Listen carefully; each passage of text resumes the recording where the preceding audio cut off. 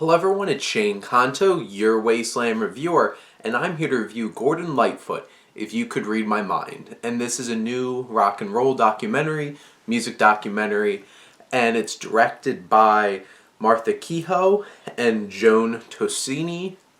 And this is about singer-songwriter Gordon Lightfoot. And before watching this film, I knew his song Sundown, and honestly that was probably about it.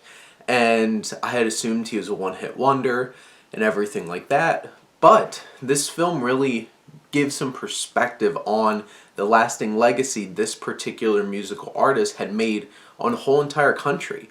And in his home country of Canada, Gordon Lightfoot is an extremely well-respected musical artist that has influenced so many.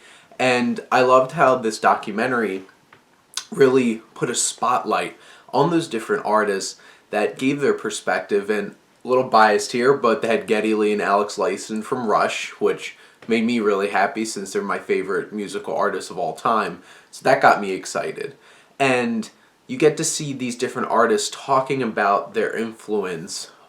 I think Steve Bachman was in this, Sarah McLachlan's in it, even other celebrities like Alec Baldwin is in it and talks about the influences Gordon Lightfoot had on him and society in general.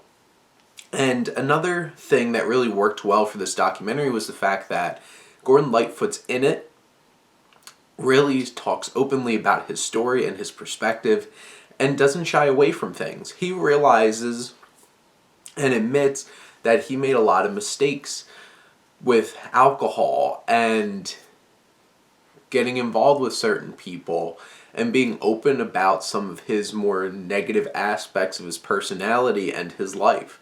And I think the best documentaries are the ones that do paint the whole picture, because if you just paint this simplified picture of someone, you're not really getting the whole story.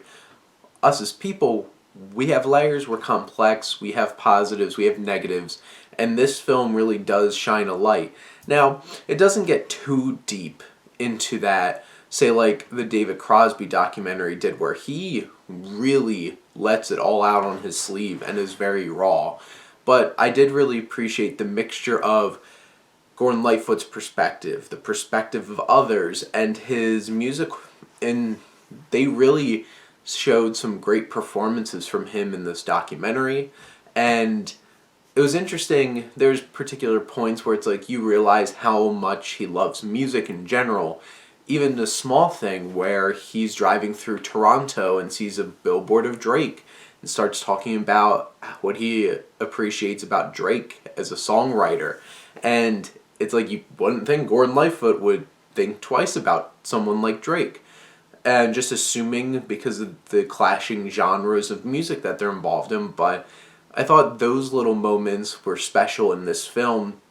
And in general, this is a really well put together documentary.